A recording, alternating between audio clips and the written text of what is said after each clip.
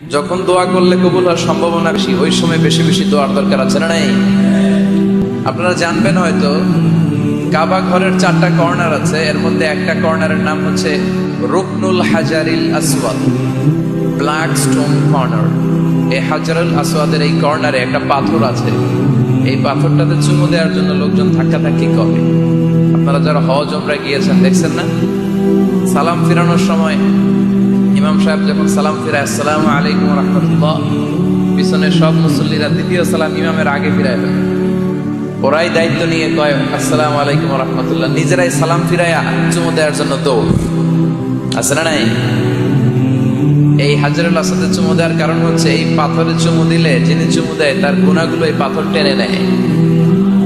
এই হাজারুল আসওয়াদ পাথর আপনার পক্ষে সাক্ষী দিবে, এটাকে আল্লাহ ঠোঁট দিবে, মুখ দিবে, চোখ দিবে, আর আল্লাহর সামনে দাঁড়িয়ে কিয়ামতের দিন বলবে, আল্লাহ তোমার এই বান্দা তার 2 ঠোঁট দিয়ে আমাকে চুমু দিয়েছিল, এর জান্নাত না দেওয়া পর্যন্ত আমি এই পথকে ছাড়বো না।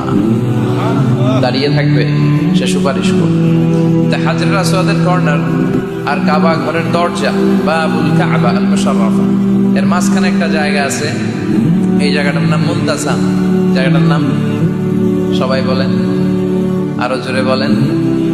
মুলতাসাম, ইলতাসামা ইয়ালতাসিম, ইলতিসাম মানে লেগে থাকা।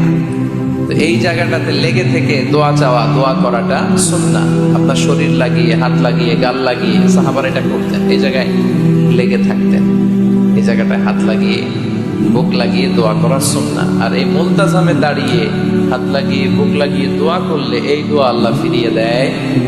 এই দোয়াটা কবুল করে নেয় কে? কিন্তু এই মুলতাজামে তো সহজে জায়গা পাওয়া যায় না। লক্ষ লক্ষ হাজী সাহেব, মুতামিরুন, উমরাকারীরা ধাক্কাধাক্কি করে ওই জায়গায়। তো এক ইমাম সাহেব অনেক ধাক্কাধাক্কির পরে এই মুলতাজামে যে জায়গা পাইছে, মানে মুমিনরা, the believers, they work smart, তারা যে বুদ্ধির সাথে কাজ করে, স্মার্টলি কাজ করে, দে ডোন্ট ওয়ার্ক হার্ড, তারা কষ্ট করে কাজ করে না।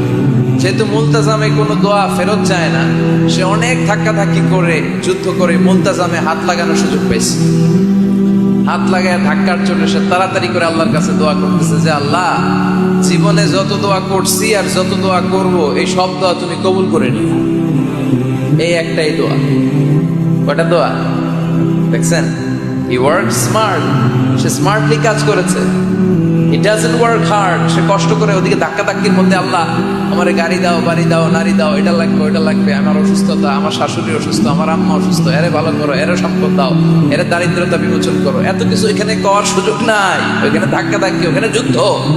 এজন্য উনি বুদ্ধিমত্তার সাথে যেটা করেছেন, মুলতাজামে হাত লাগিয়ে টাচ করে উনি শুধু একটা কথা বলেছেন, আল্লাহ জীবনে যত দোয়া করেছিলাম আর যত কর্ম সব কবুল করে নাও। বুদ্ধি হয়েছে না একটা? এবার ওইখানে এই দোয়া যদি কবুল হয়ে যায়, এবার বাড়িতে এসে দোয়া শুরু। সুবহানাল্লাহ পড়েন। এজন্য মুমিনরা, দে ডোন্ট ওয়ার্ক